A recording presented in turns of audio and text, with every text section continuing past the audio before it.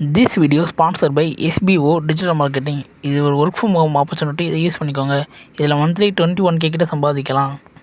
இதில் ஒர்க் பார்த்தீங்கன்னா ரொம்ப ஈஸியாக தான் இருக்கும். இது யார் வேணாலும் பண்ணலாம். இது ரொம்ப ட்ரஸ்டபுளான கம்பெனி தான். இதில் நீங்கள் சேரணும்னா டிஸ்கிரிப்ஷனில் நம்பரை வாட்ஸ்அப்பில் கான்டெக்ட் பண்ணுங்கள். ஸ்கிப் பண்ணாதீங்க. பெரிய தப்பு. தினம் ₹300 சம்பாதிக்க அரிய வாய்ப்பு. இன்ஸ்டாகிராம், ஃபேஸ்புக் பயன்படுத்த தெரிந்தால் போதும். Content post and content publishing மூலமா தினம் ₹300 சம்பாதிக்கலாம். இந்த வேலை செய்ய 5 நிமிடம் போதும். Work training support, group communication support, all language customer live chat support, முக்கியமா சொந்தமா ஒரு பிசினஸ் ஸ்டார்ட் பண்ற அளவுக்கு உங்களால கற்றுக்கொள்ளவும் முடியும், சம்பாதிக்கவும் முடியும். இந்த வேலை வாய்ப்பு வழங்குவது 5 வருடத்திற்கு மேல ரன் ஆகிட்டு இருக்க நம்ம தமிழ்நாட்டு company school of business organisation private limited. மேலும் விவரங்களுக்கு டிஸ்கிரிப்ஷன்ல கொடுத்திருக்க நம்பருக்கு வாட்ஸ்அப் பண்ணுங்க. மிருகத்தின் சொரூபத்திற்கு ஆவியை கொடுக்கும்படி அதற்கு சத்துவம் கொடுக்கப்பட்டது. அந்த சிலைக்கு அப்படி ஒரு பவர் கொடுப்பாங்கன்னு பைபிள் சொல்லுது. மேலும் மிருகத்தின் சொரூபம் சிலை பேசத்தக்கதாகவும், அது பேசுமா, பார்க்கத்தக்கதாகவும், தன்னை வணங்காத யாவரையும் கொலை செய்யத்தக்கதாகவும் மிருகத்தின் சொரூபத்திற்கு சிலைக்கு ஆவியை கொடுக்கும்படி அதற்கு சத்துவம் கொடுக்கப்பட்டது. அதுவே சுயமா யோசிச்சு திங்க் பண்ணி செயல்படக்கூடிய அளவுக்கு எல்லாம் அதுக்கு கொடுக்கப்படும். இன்னைக்கு இல்ல, பைபிள் 1900 வருஷத்துக்கு முன்னாடி இருக்கு. 13-15 வெளிப்படுத்துற விசேஷம் நோட் பண்ணி வச்சுக்கோங்க. ஏதோ பைபிள்ங்கிறது கிறிஸ்தவர்கள் வேதம், கிறிஸ்தவங்க மட்டும் படிக்கிறதுன்னு அர்த்தம் இல்ல. அது ஒரு பக்கம் தியானிக்கப்பட வேண்டியது, இன்னொரு பக்கம் நம்முடைய எதிர்காலத்தில் வரக்கூடிய அழிவிலிருந்து நம்மை பாதுகாத்துக் கொள்வதற்கு கர்த்தர் கொடுத்திருக்கிற மிகப்பெரிய கேடகம். ஆண்டவர் என்னைக்கு சொல்லி வச்சிருக்கிறார் பாருங்க. இப்ப சிலை பேச ஆரம்பிச்சிருச்சு. இதே வசனத்தை 40 வருஷத்துக்கு முன்னாடி எடுத்தா இருக்காது. அதாவது வசனம் இருக்கும், ப்ரூஃப் இருக்காது. அது எப்படிங்க சிலை பேசும் அப்படின்னு கேட்பீங்க.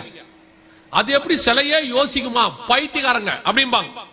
இன்னைக்கு சிலை பேசும், பார்க்கிறது, கொலை செஞ்சிருச்சு. எங்க செஞ்சிருச்சு? போட்டோ. இது ஒரு வோல்க்ஸ்வேகன் கம்பெனில கூட வேலை பார்த்துட்டு இருந்த ஆளை வச்சு நசிக்கிருச்சு. ஒரு இடத்துல கேள்வி கேட்டு ஒருத்தர் கேள்வி கேட்டுக்கிட்டு இருக்கிறார்.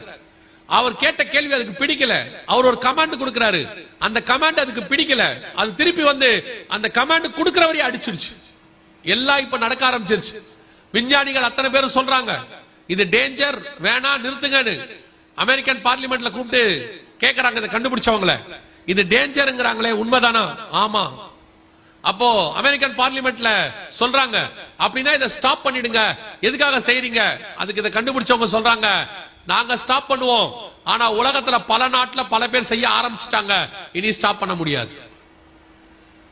யோவேல் தீர்க்கதரிசன புத்தகம் 2ஆம் அதிகாரத்தில் 8 முதல் 16 வசனங்களை வாசித்து பாருங்கள்.